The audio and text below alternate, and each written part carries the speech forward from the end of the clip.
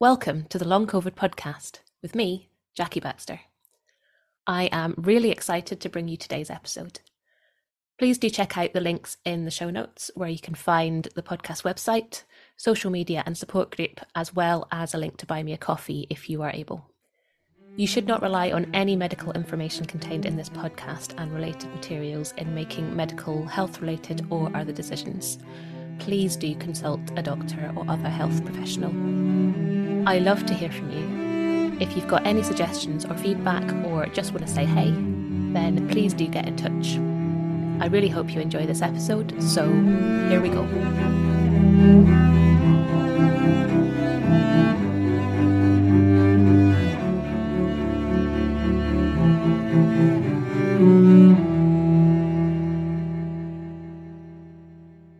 Thank you so much for joining me on podcast. It's awesome to have you here.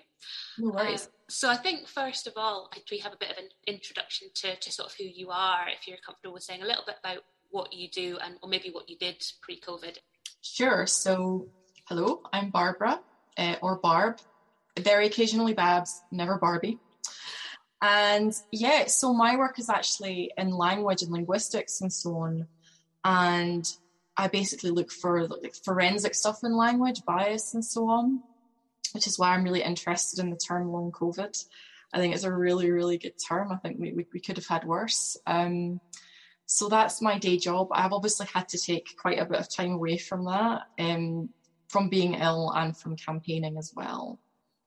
And I run Long COVID Scotland. That's obviously the other thing I do. Yeah, so we'll come on to that a little bit more, but maybe just to kind of give us an idea, you obviously have long COVID, like so many of us. Could we maybe just talk through your experiences of you know, when you got ill, how it was for you, maybe a little bit, and you know, any support that you got initially? Sure. So I'm what you call a first waver. I got unwell in mid-March 2020. And it started as this really benign, weird, but benign illness. And I just felt like I had kind of a cold type thing. And I had a feeling like I was breathing in dust. And as it went on, it was a bit like breathing at the wrong altitude, but it was tolerable. But then one day it just suddenly turned and I collapsed at home and had to go to hospital. And I just couldn't breathe properly. And I remember lying on the floor for several hours waiting for that ambulance, and you know, my partner was like lying on the floor with me and holding my hand, and I was radiating heat, and I really thought I was dying. I just felt so unwell, and Sounds terrifying. Yeah, it was absolutely horrifying. But the most horrifying thing for me was the lack of support. So when I phoned 111 and said I'm going to collapse, they were not interested. They insinuated strongly that it was anxiety, that it was all in my head. Which I've since complained about, and yeah, they changed their tune when I phoned back, or rather when my partner had to phone back on my behalf and say she's lying on the floor, she just collapsed. But even one of the paramedics was rolling her eyes at me because I said I couldn't walk, because as soon as I tried to get upright, I just felt really, really unwell and had to lie down again immediately. I couldn't even go to the bathroom. My partner had to pick me up and put me on the toilet. It was awful, so awful. When I got to hospital, which was, like I say, just for a day, I got treated really well there. There was a lovely doctor. I remember him, his name was Ollie, and he said, I think this is your autonomic nervous system. So he was on the ball really early on about that kind of stuff. And because it was months and months and months before the idea of nervous system issues sort of came up in the media, that he kind of spotted what it was. Though as it turned out, I found out in a research scan later that I also had heart damage, so that might have been in play as well, because it doesn't always show in your standard bloods, chest x-ray, ECG type presentation, you know. So that's what was going on. And, you know, I think I ended up going back into hospital at sort of 5 or 6 week mark going, I still feel like this, you know, I'm not collapsing, but when I stand up, I feel so unwell and I still can't breathe properly. What's going on?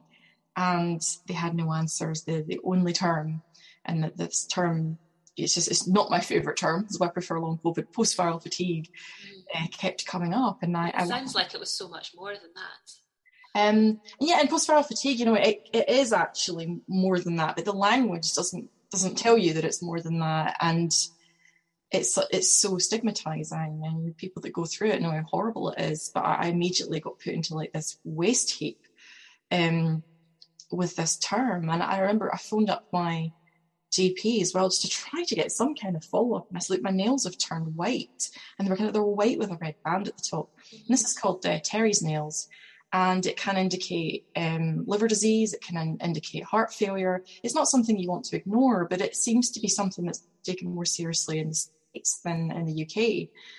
The doctor, he phoned me back and he said, they're just pale. And I was like, no, they're not pale. They're white. There's a difference. And he said, no, they're pale. You're just unwell. They just need a good cut. And I thought, there's no way that a man would have got that. You know what I mean? And men are being treated incredibly poorly around long COVID as well. I just couldn't believe it. So, yeah, horrible experience. Felt absolutely rotten for so long. And on top of that, not being believed. But as I said, in hospital, I did get some good care as well. And I think that kind of echoes what we see in the action group that I run. Some people do get the sympathetic doctors and healthcare professionals. Others don't. But either way, they often don't have anything for you. Mm-hmm.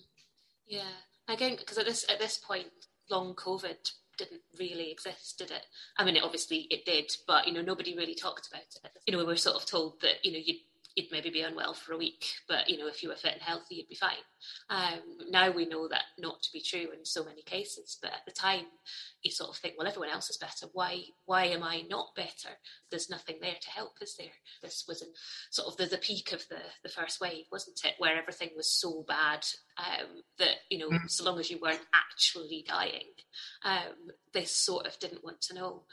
Yeah, the bar for hospital admission was so high. And I think had I had symptoms like that, the breathing difficulties, the tachycardia and so on, and just feeling so unwell, and the temperature, I think in different times, there's no way I would have been sent home. Exactly. You'd have been taken in for millions of different tests, wouldn't you, straight away? Chest pain, exactly. Had you straight in. Yeah, because of the circumstances. You're sort of left to deal with it on your own, which is incredibly scary. And the mental health effects of that, it's unbelievable. I was traumatized, but because I was so frightened of being told it was all in my head, I didn't really want to phone up the doctor and say, I could use some support for my mental health here.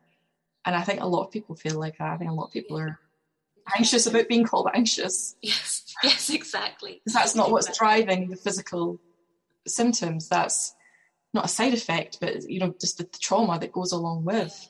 Yeah. They all play off each other as well, don't they? Absolutely. As soon as you start getting anxious, I found that, it's when my breathing was bad, I then started panicking, and then the breathing got worse, and then my heart rate started, going insane, and and this whole, you get into this cycle, don't you, where you end up basically having a panic attack, but to somebody else, panic attack looks awfully like all sorts of other things. And I think it's when that gets missed, when it's not understood. And again, not all health professionals do this, but the ones that see the anxiety, they think that's what started it. And you're having to say, no, it was the fact that I couldn't breathe is what started that cycle. Totally, yeah. And this is all going to be kind of longer lasting than long COVID even, probably, the anxiety and the trauma that a lot of people have had. So I guess that's a big concern as well, isn't it? Yeah, I mean, I got that care on that day, but there were many times where I just felt like I'd been left at home to die. And I know a few people that have said the same thing. And that's going to take time. I don't want to go outside anymore. Yeah. And for, various reasons, because I've had myocarditis, I'm having to hang off to make sure that that's cleared before I can get Pfizer. So I haven't had the vaccine yet. I'm very pro-vaccine, just to be clear, but there is a medical reason. But even when I get it, I don't know how I'm going to feel about going out. I'm just now so... Yeah, no, I'm totally with you on that. Yeah, I don't... vitamin D. Yeah, I don't even do the shopping most of the time. I send my partner to do it because, being near people is terrifying. And I've actually had my second vaccine last week, but it doesn't really make me feel any less scared. No, me neither. We get... the shopping delivered, and they just leave it at the door. We don't even let them in the house. Oh my It goodness. is, isn't it? And it's just, yeah, it plays into that whole anxiety thing. And you realise that, obviously your symptoms have completely changed your life, but the way you view things as well, which is quite scary, isn't it? So obviously throughout that sort of horrific experience, I guess we're almost a year and a half on for marchers, aren't we? We're still not right. I've stopped counting now. I don't know how many. In the beginning, it was all about the days. Yes. Now I couldn't tell you how many days it's been. I've just... Yeah. It was once it hit the year mark. There was something mentally at a year. I knew that nothing was going to change, but at the same time, hitting that marker was kind of soul destroying. And then since then, I've sort of, it was when I started doing the podcast. I thought, how many months has it been now? I sort of feel like I ought to be able to put a number on it. Yeah, I hear you. It's almost 17 now. In a couple of weeks that will be, and it's horrific, isn't it? So within that time, you had the idea to set up Long COVID Scotland. So can you maybe sort of explain a little bit about what gave you the idea and sort of how did it happen? Yeah, I was thinking about this earlier because it feels more just... It wasn't really an idea so much as this necessary pile of bricks that landed in front of me, if that makes sense. I'd been campaigning, was one of the founding campaigners of the UK group, not the founder of the group as such. It was a support group started by Claire Hasty, but I think a few of us got on the phone and said, what can we do? What can we do about this? And I remember, because I couldn't sit upright at all, I was reclining in my bed, having these phone calls with these people. And, some of them were like going on Sky News and so on that day. Then we'd come back on the phone and we'd kind of be giggling, oh, you were on the news and stuff like that. And then we'd be working out these campaign strategies. And it was like a kind of magical, horrific time. But of course, Scotland being different, just meant we needed something else here, because even though they were a fantastic group and still are fantastic about, bringing in the devolved nations, sometimes the letter that's written for Westminster can't just copy Scotland down. It's not going to work that way. So I decided we needed something else, and a couple of my colleagues who I started the group with, called Leslie and Tess, were quite involved in the ideas early on as well. It was just, we just needed to do it. Somebody needed to do it, and I have this habit of being that person. And I could see something needs done. It's like, I really wish someone else would do this, but I don't think anybody's well enough. Got to do it. Yeah. And although I have had issues with brain fog, which I'm sure will come out more and more as we speak, I do tend to have better days than a lot of people in that regard. I'm not sure why, but I have. So I can sometimes sit from 7 a.m. till midnight and work on campaigning and not have a crash. That's the other thing. I don't get the same kind of pattern of post-exertional malaise that some people describe. I'm very, very lucky there. I'm still very unwell. I still have the orthostatic intolerance, and I spent a year not being able to walk because of that. But I certainly could sit on my backside and type and campaign and fight and push, and that fire in my belly as well. I sent cortisol around my body, probably immensely unhealthy. I'm not saying to anybody out there that this is what you should be doing, and I don't think I've set a very good example. But yeah, that's how it's been. Yeah, it sounds like it's given you a bit of a purpose as well. Absolutely. I think I certainly find, and I'm sure a lot of other people, that you've had so much taken from you, all of the things that I would normally do. And I feel like, I'm not really the same person I was a year and a half ago. So actually having some sort of purpose. I mean, I chose to learn violin, which is a much louder purpose than music. And I'm not sure it's making me very popular with my neighbours. But so, I feel like we need something to kind of hang on to. We'll be right back. I'm interrupting myself for a second to tell you about Long COVID breathing. The fabulous Vicky Jones and I have teamed up to bring you Long COVID breathing. We are both passionate about sharing our expertise and experience of the breath and how incredibly helpful that can be with Long COVID. We've worked together to develop a course that is specifically tailored to those with Long COVID. It's a 6-week course with 12 sessions, all delivered online. The community feel and learning that we're all sharing is such a joy. To find out more information and to sign up for our courses, workshops and other shorter sessions, please check out the link below, longcovidbreathing.com, or email longcovidbreathing@gmail.com to start your breathing journey with us.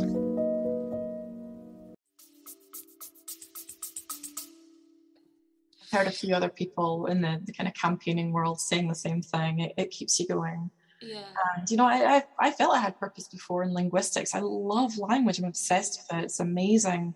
And I'm wanting to work in it and study it more.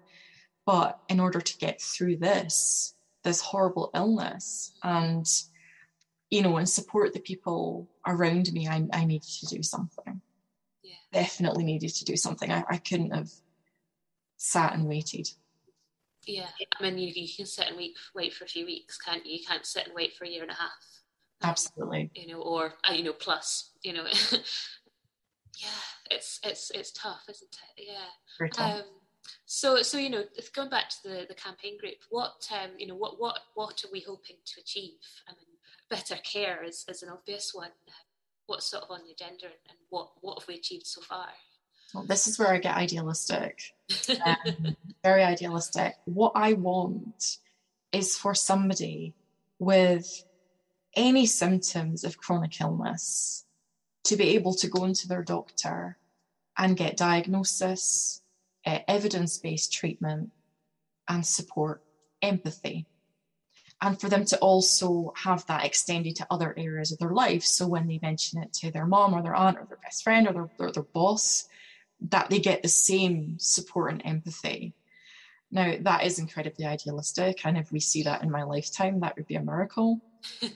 But that is what we're moving towards. And I think, as you say, the care is the key part. If we can get lived experience at the heart of the, you know, the services and so on that are being designed and delivered, that would be a great start. And for that to then translate into treatment and care, that would be brilliant. But I would like it to be wider and more cultural. I think as a culture we've got issues with how we view the chronically ill, and that really needs to change. I would like to see everything change. In terms of what we've achieved so far, I think we've started to make a dent in all of that. We have a relationship with the clinical priorities team, Scottish Government, and it can be hard to get that kind of relationship as quickly as we have. And I'm not saying that we've, you know, necessarily done more than other, you know, similar groups have. I think it's partly just the context, but it's still an achievement that we're very proud of. And yeah, we're working away. We've got different subgroups within Long COVID Scotland. So we've got campaigns group, and they take care of the relationship with government. We're looking at setting up a cross-party group as well. They do a lot of work on campaigning. We've also got an employments and social security group that's just started up, and they're looking at more, well, as it sounds, the employment side of things, because some people are losing their jobs, or they can't find work, or they're too unwell to work, they're being pushed back to work. That's such a big concern as time goes on, isn't it? Massively. So there's that, and we have a research strand as well. And I think they're kind of more research and medical and partnerships. So they are really big on making sure that the lived experience and, you know, the patient voice, if I can use the term patient, are kind of central to everything that's happening, and that we can get towards that place where we've got that evidence-based care. So there's a lot being chipped away at all the time, a lot happening. I think it's hard to kind of just list the achievements. I struggle with that, but we really need to make that list and put it on our website. But there's a lot of work being done, a lot of studies that we're part of, a lot of partnerships that we've made, and a lot of people have learned from us, and we've learned a lot from them too. So we're definitely going places. Yeah, no, it's fantastic, and so much has been achieved in such a short space of time as well. Yeah. Because as much as, you know, to a year and a half to you or I, it feels like a lifetime, doesn't it? You know, of since we got ill. But you know, in the context of actually achieving things, you know, it's an awful lot that's gone on within that. So you know, it's really impressive. And, you know, obviously incredibly necessary as well. Yeah. You know, and having that, I guess, base of people that all felt the same, you know, that something has to happen. And if I don't do it, no one will. Yeah, exactly. You know, I guess, you know, with the different groups that you've got, you've got, different, I suppose different people being put into different camps, raising awareness and, which is important. But, also, fighting our corner as well and saying this is what we need. I guess it's two sides of, the same thing. Both are necessary. Absolutely. And it can be challenging. There is too much to do. Yes. Yeah. We need more volunteers. So if anyone's listening and thinking, "Oh, I fancy doing that," do come along. Yes. Yeah. Support. We're a collection of ill people who are kind of trying to fight for care and recognition and everything that we need, aren't we? Which is obviously quite difficult when you're not well. Yeah, it's a huge challenge. It's really, really difficult. And something that we're very clear about, even if we don't always set the best example in terms of the subgroup leads like myself, we really don't want people pushing through when they're not well. I feel I have to do it, and I don't have post-exertional malaise, so I can push myself a little bit further. But it's a problem. So we can always use more help, and people don't have to have long COVID. They can be an ally as long as they've got an interest and it's close to their heart in some way. We could absolutely use their help. I was just chatting to a friend this morning who's saying, I can do a few hours a week. And I was just like, yes, come Heather, definitely. Yeah, totally. Yes, yeah, it's hard to say no. I struggle with saying no. People ask me to do things, and I've always said yes. I've always been a yes person. Oh yes, totally, I'll take on all of that. And they say if you need something doing, give it to a busy person, and that's always me. And I certainly have had to learn sort of when to say no. My boundaries are actually, despite what I'm saying, are actually better than they were. I just feel this really strong sense of duty sometimes, but I think we could. It's that feeling of letting people down as well, isn't it? If you sign up to a meeting and then you realise that you can't do it because you're feeling that bad, and you sort of think, but then you worry because you don't want to let people down. Yeah. So you just end up with this big pile of guilt on your head, which makes you feel bad as well. So I know it's difficult. We try very hard to make people feel okay about that. Yeah. I think it's a personality thing as well, isn't it? I think the sort of people that want to campaign and raise awareness are the sort of people that are terrible at saying no. Yeah, because they're nice people. They're decent people. It's really difficult. Are you able to talk a bit about the work you've been doing with the Scottish Government?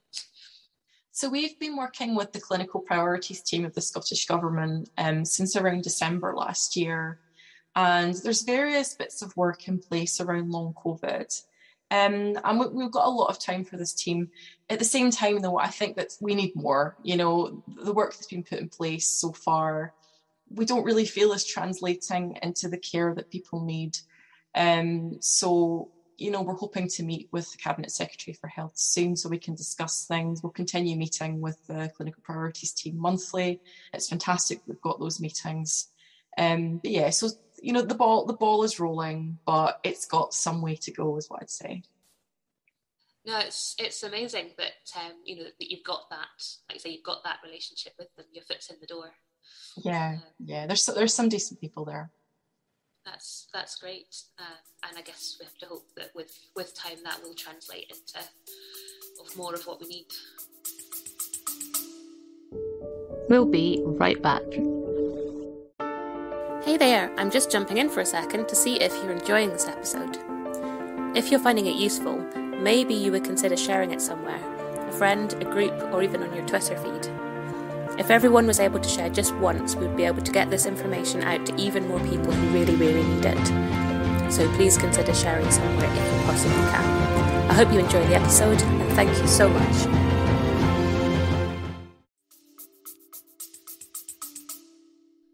Yeah, I think so. I think it can be difficult for anybody who doesn't have lived experience to really step into our shoes. I think that's part of the challenge, and it's a busy time. We're in the middle of a pandemic.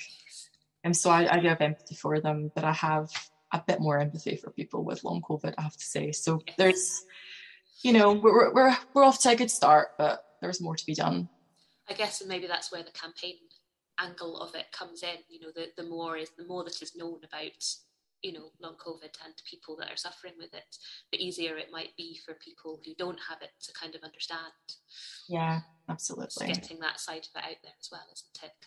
I've found just from speaking to my friends or my boss or just anybody that I'm sort of in contact with, and they can be empathetic, and they can sort of they can be nice, and they can sort of say that they get it, but unless they actually have seen it, have experienced it even, it's very hard for people to understand. Even my partner, he's lived through every minute of this with me, he still doesn't quite.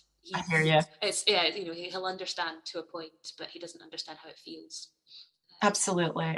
People don't quite get it. And there is this kind of cultural idea around chronic illness. We had a summit recently, and this was something I talked about. People they want to preserve themselves, and to imagine the oppression that they would feel if they were in this situation is quite a tall order for people.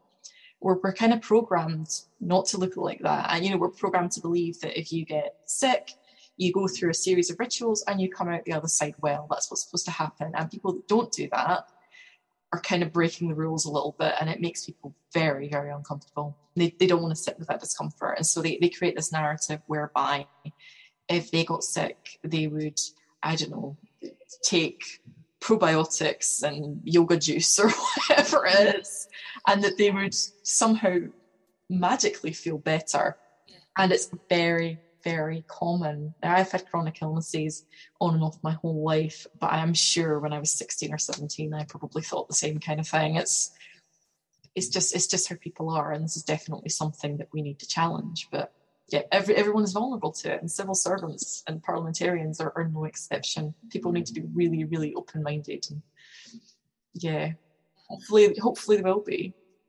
Absolutely, yeah. I mean, yeah, the idea that there isn't a drug to take and you'll be fine is scary to people, isn't it? So rather than being scared, they kind of maybe try to avoid the issue. Yeah. You mentioned the long COVID summit, so maybe are we able to talk a little bit more about why that happened, and maybe what it was for anybody that wasn't there? Yeah, absolutely. I think it's just got to the point where there really isn't enough. This has become a crisis for Scotland. It's an emergency, and so it was put together quite quickly. And yeah, that's what it was about. It was about the fact that what's being put in place, while extremely well-meaning, and we're sure of that, just isn't translating into diagnosis and care for people.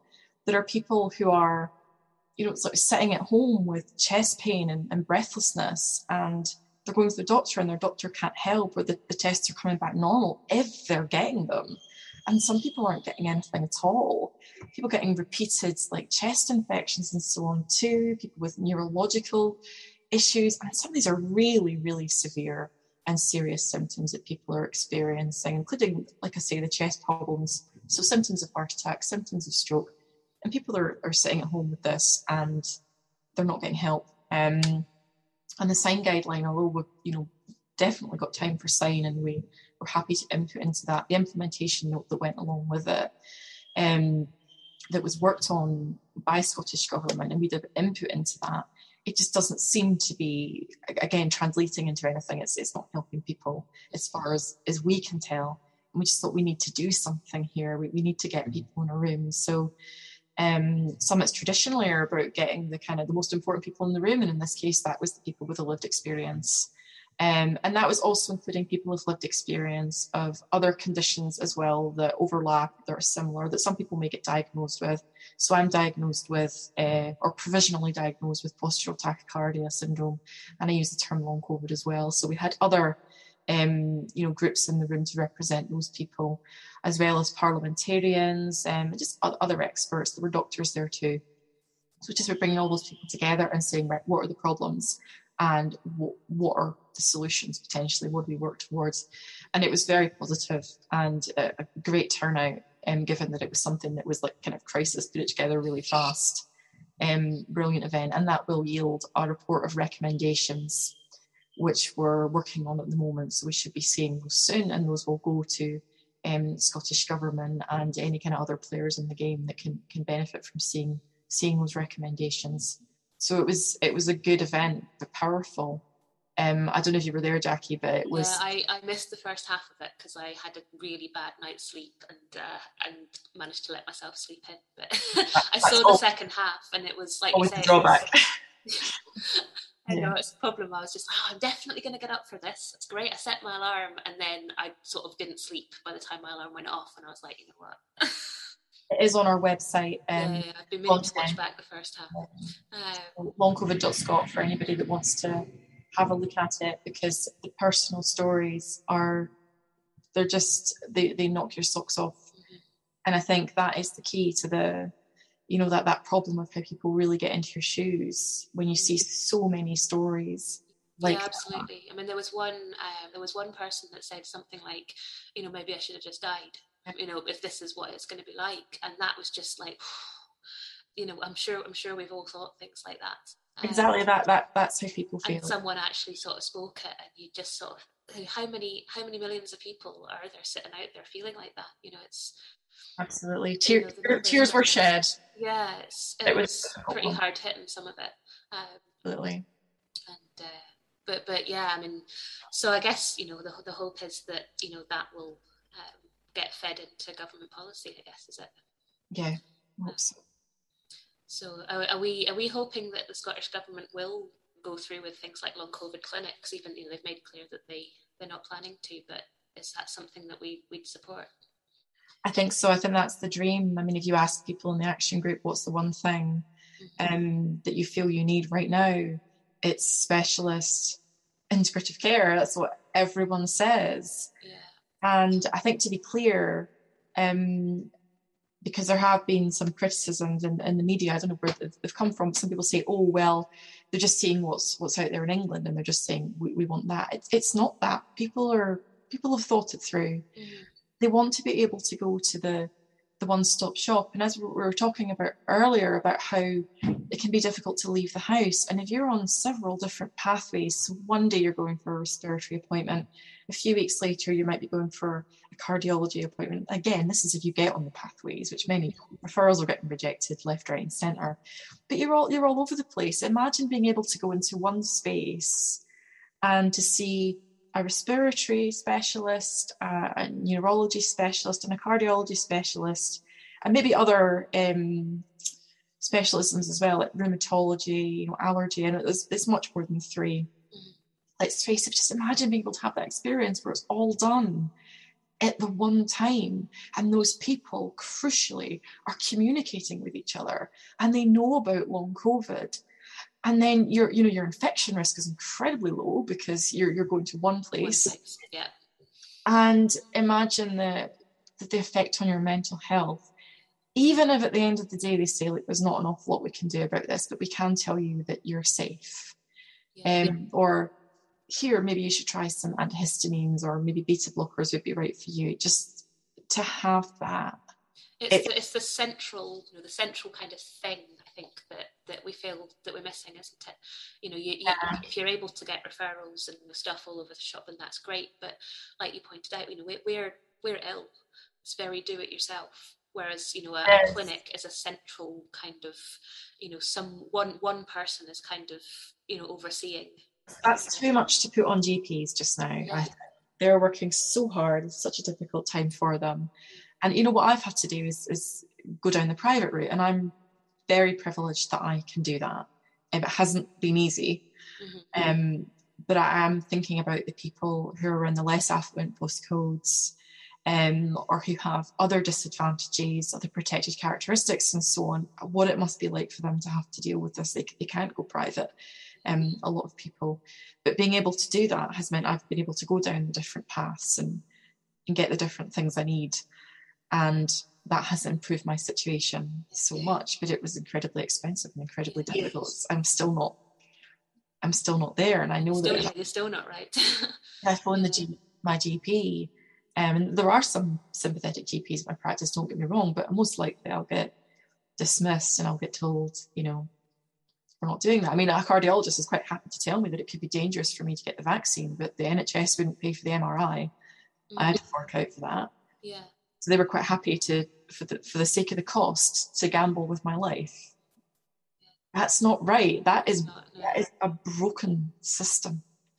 It's so broken, and it's so unfair, and it's so dangerous, and it needs to change. And we're here empathising with the challenges that Scottish Government have, and we're willing to have the difficult conversations. And I met with a health economist the other day. I don't know if they've ever met with a health economist, but we have, to try to solve some of these problems, because we know it's difficult. But yeah, this is where we are. It's so hard. It's so hard for the people who are unwell, just trying to get that. And that, yeah, the clinic would just, it would help so much. I think it would actually be cheaper than leaving people at home sick. Yeah, I mean, I guess that, the longer more people are ill, that's a really bad way of saying it. But you've got economic cost as well eventually, haven't you?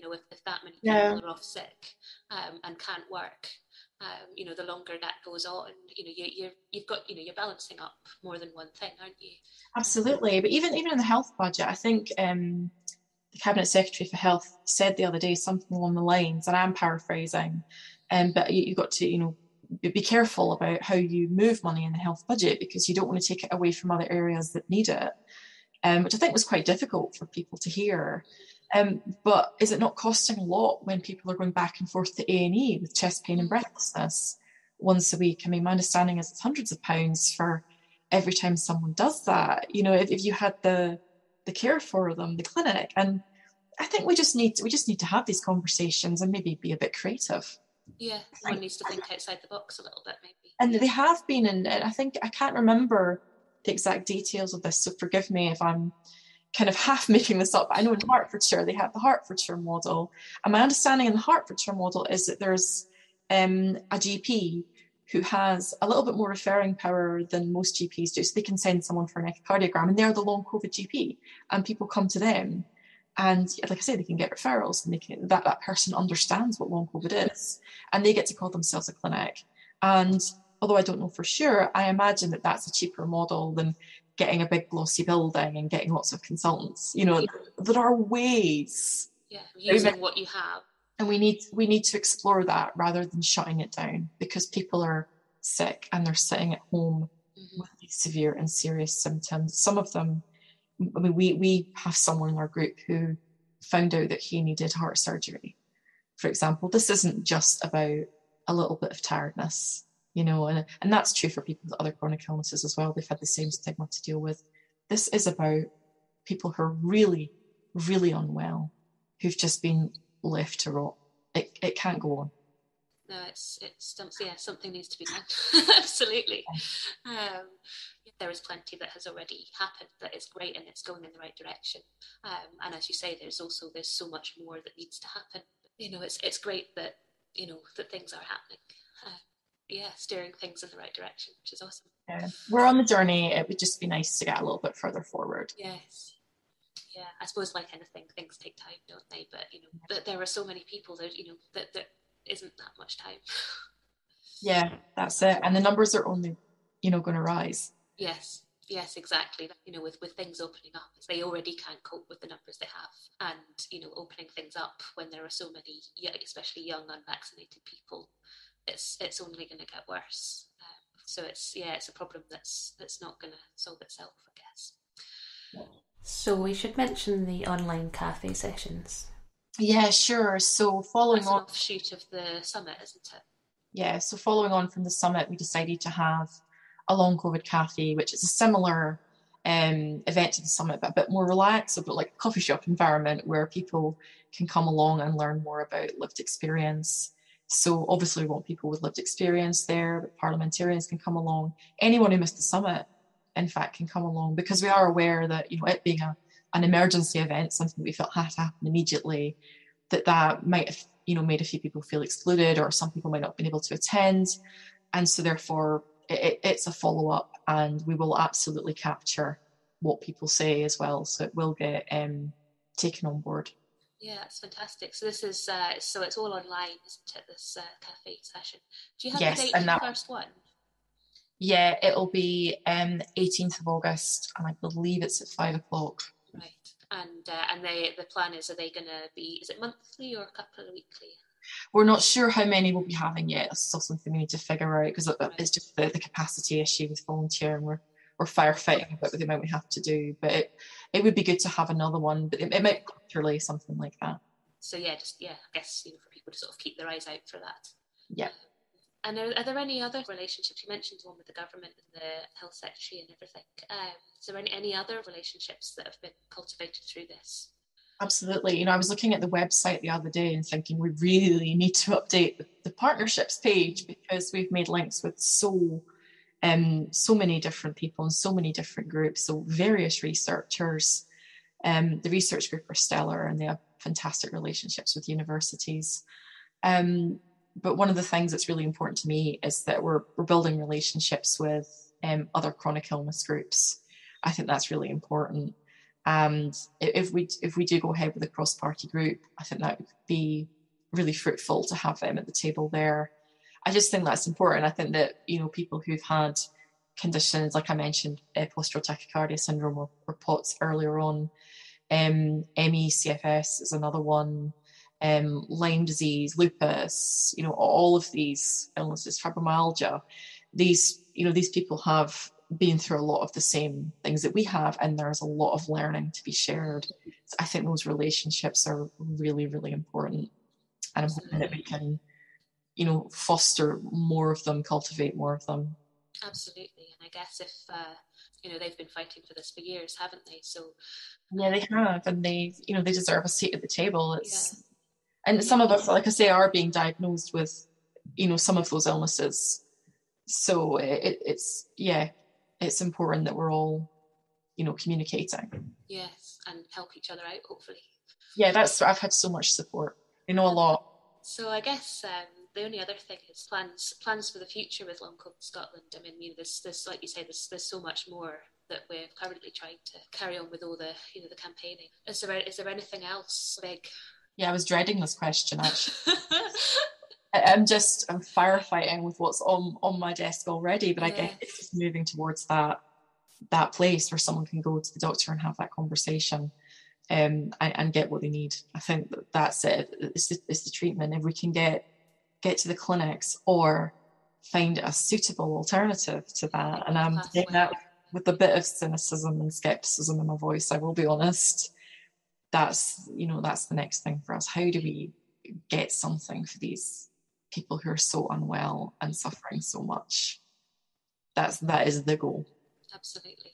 But in terms of we don't have another summit planned or anything yet, but there will be more. Watch this space, LongCovid.Scot. There will be more. Well, thank you so much for talking to me today and for all the work that you've been spearheading. Thanks for listening, and a huge thank you to everyone who has supported us, especially our volunteers. They're amazing. So it's LongCovid.Scot. It's the website. I hope it is, because I've said it about 4 times. And anybody interested in campaigning, do they get in touch through the website? Yeah, they can get in touch there, yeah. And to look out for the online cafe sessions. Yeah, those will be coming soon. Thank you so much to all of my guests, and to you for listening. I hope you've enjoyed it, or at least found it useful.